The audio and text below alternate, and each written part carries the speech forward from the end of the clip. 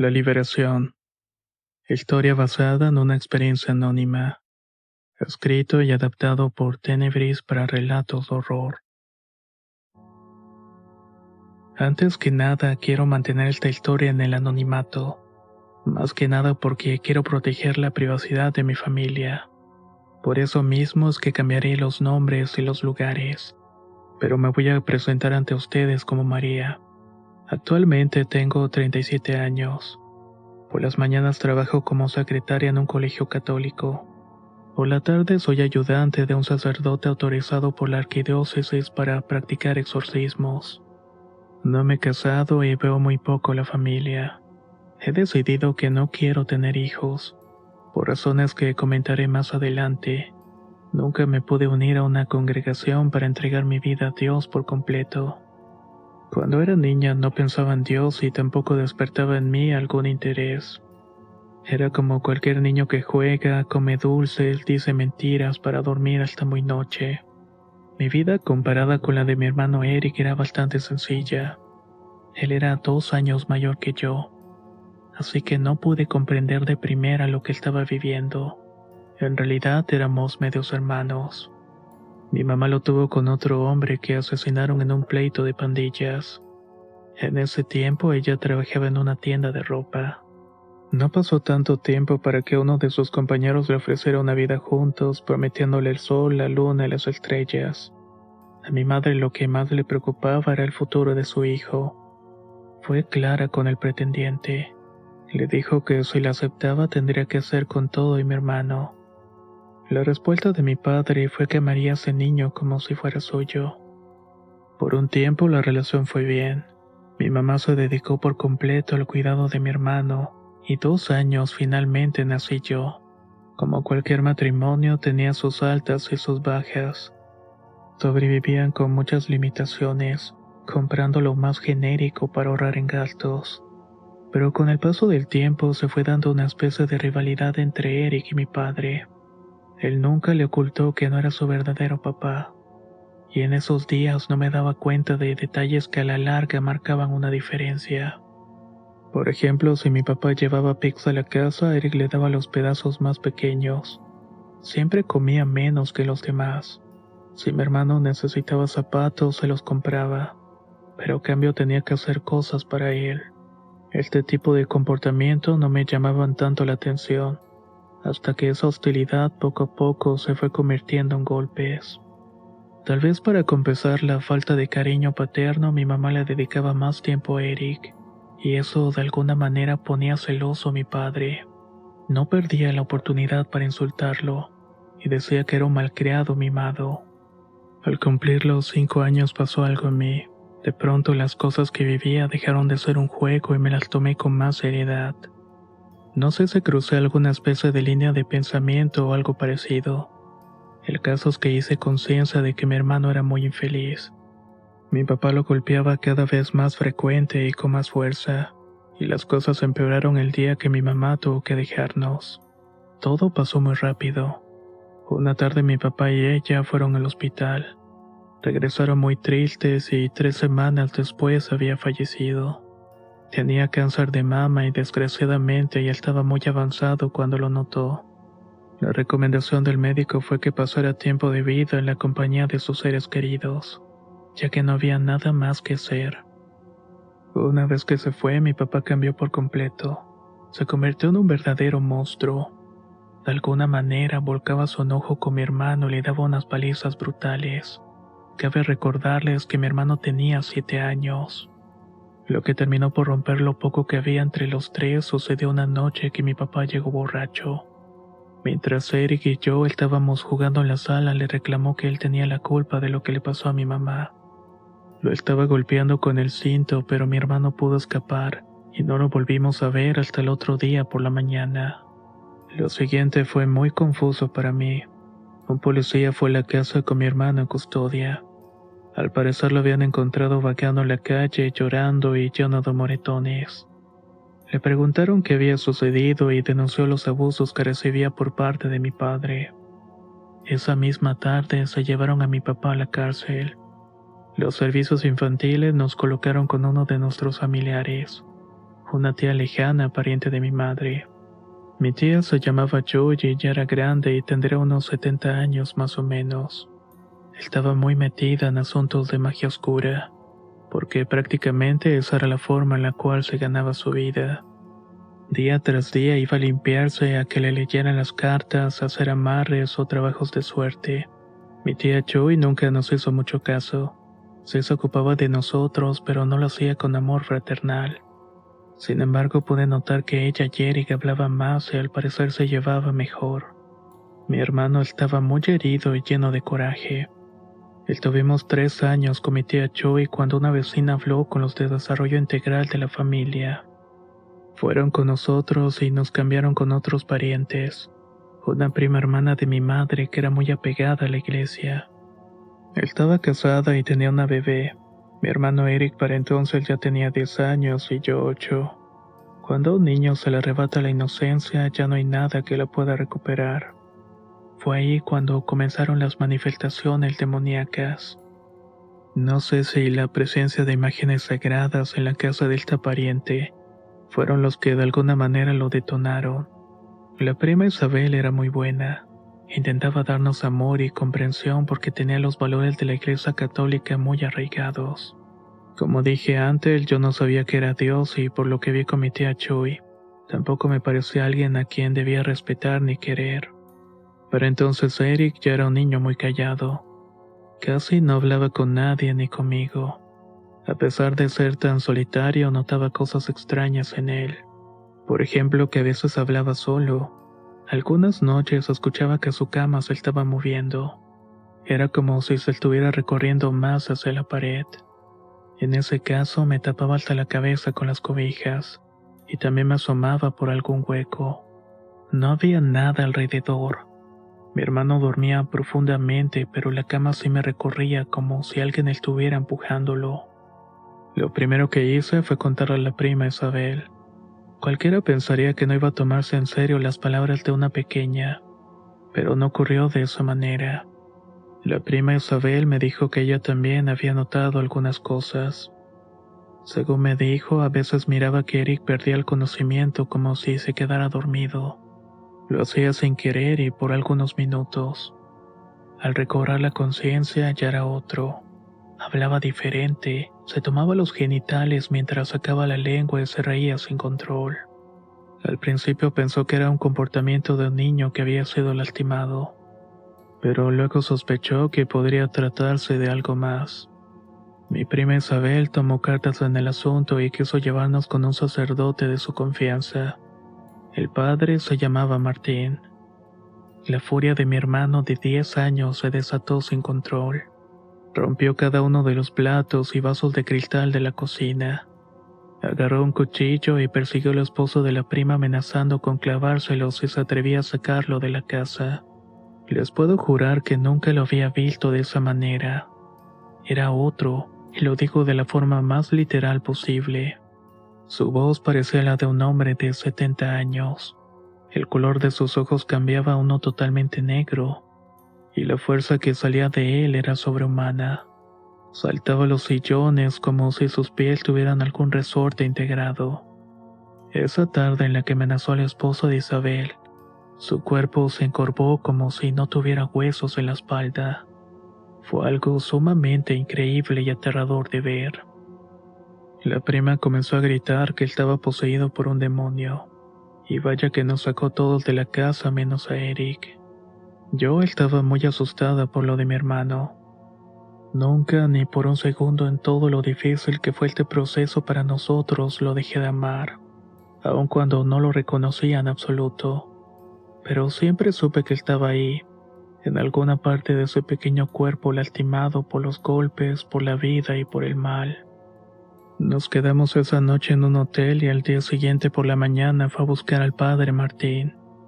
Muy pocas personas sabían el poder de este hombre, pero Isabel estaba enterada porque a veces se unía a un grupo de oración parroquial que había escogido para hacer oraciones con el padre Martín.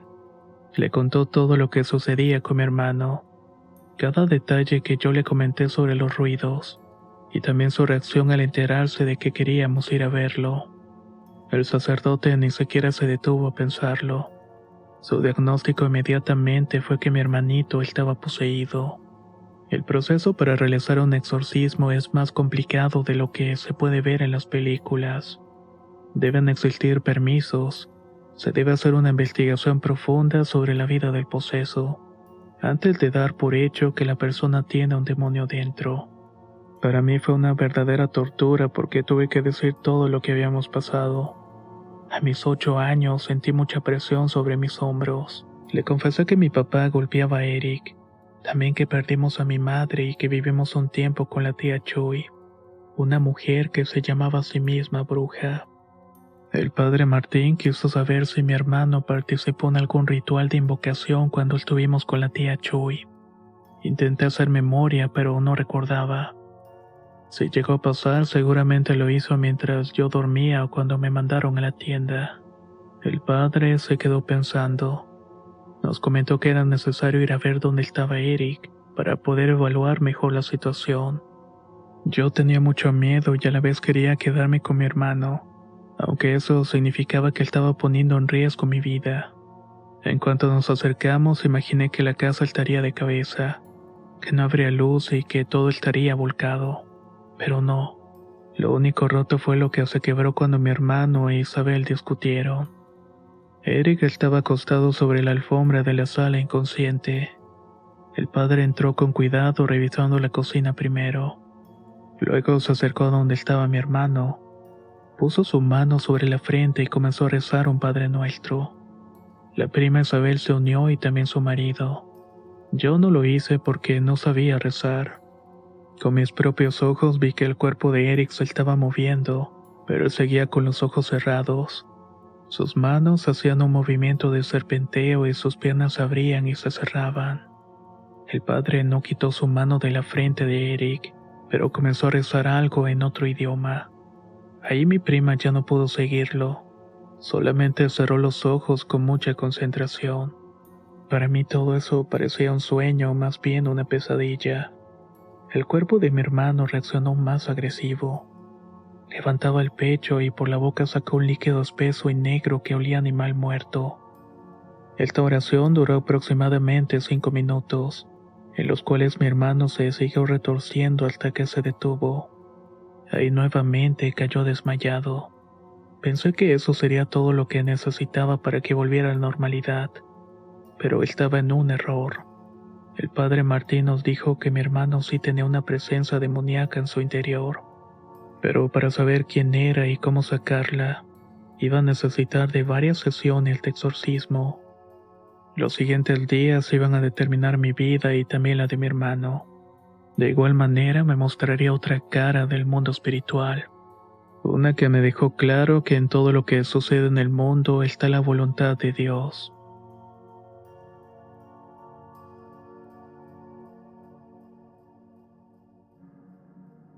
Lo primero que nos dijo el padre fue que no teníamos que dejar solo a mi hermano en ningún momento. De hecho, regañó de forma severa a Isabel.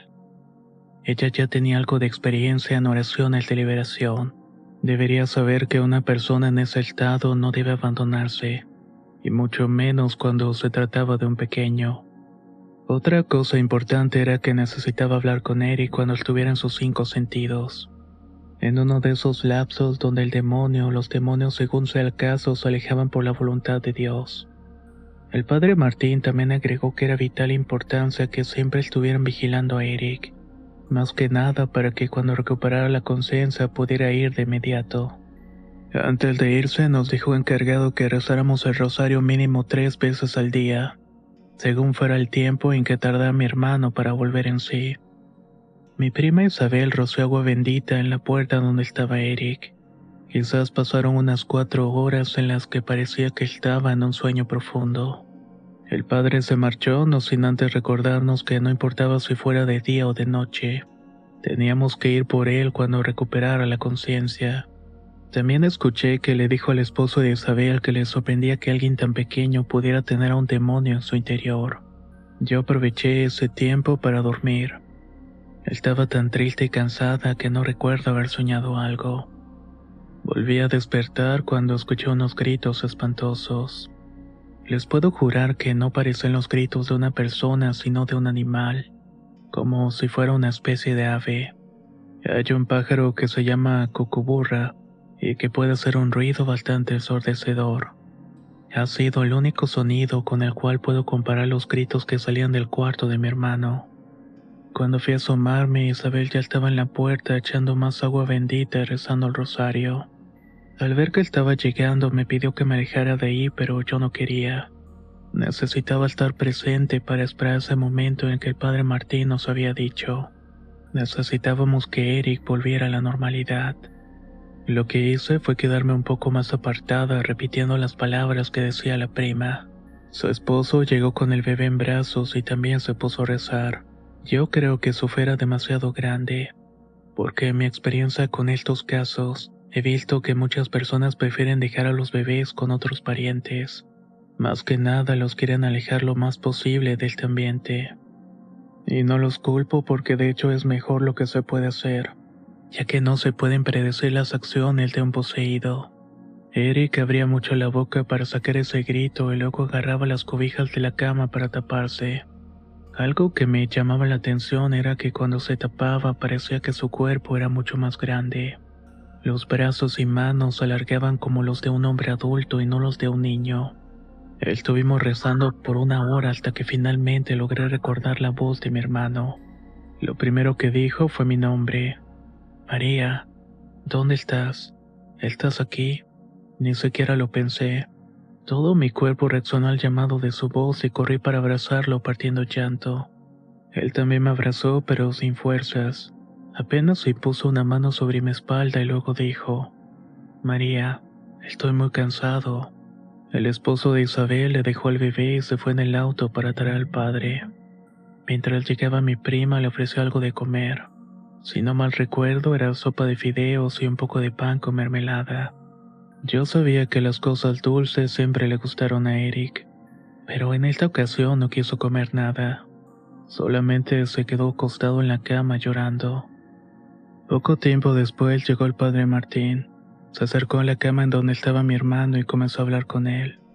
Primero le preguntó su nombre y aunque tardó en contestar pudo decirlo. Después le preguntó sobre el mismo ritual por el cual me preguntó a mí. Noté que Eric estaba molesto porque apretaba los puños. El padre Martín lo regañó diciendo algo como niño, necesito que me digas todo porque es muy importante. Si hiciste algo para que este demonio entrara en ti, debes decírmelo para que te pueda ayudar.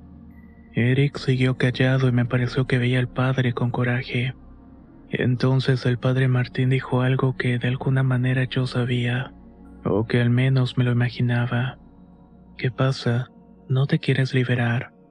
¿Quieres tener al demonio dentro de ti? Entonces mi hermana abrió la boca para decir sí. ¿Qué se puede hacer cuando el poseído quiere tener al demonio dentro de él? Mi prima Isabel no podía creerlo. Creo que todos estaban muy sorprendidos menos el padre Martín. Cerró los ojos y le pidió a Dios en voz alta que le ayudara a llegar al corazón de este pequeño. Tenía que hacerlo entender lo que estaba sucediendo. Entonces le preguntó por qué quería tenerlo dentro, si él mismo lo invocó para algún propósito en especial. En ese momento se ordenó que respondiera en el nombre de nuestro Señor Jesucristo. En todo el momento en que estuvimos con nuestros familiares, mi hermano nunca habló conmigo, nunca me dijo qué era lo que sentía, aunque sé que con la tía Joy ahora entendía la razón. Con su voz quebrada y al mismo tiempo muy firme, dijo que lo que más quería era hacer sufrir a mi padre. Quería verlo llorar y sentir un dolor como le había hecho a él. En resumen, quería vengarse por todo lo que le había hecho. Entonces comenzó a gritar que lo odiaba, y lo hizo varias veces hasta que su voz se volvió más grave. Todos pudimos presenciar cómo este ente maligno volvió a apoderarse de él en cuestión de segundos. Encorvó la espalda y comenzó a reírse. El padre sacó una cruz, el agua bendita y un libro del cual tomaba las oraciones. Le pidió a mi tía que me sacara de ahí y también se llevara a la bebé, que solamente se podían quedar ellos dos con mi hermano.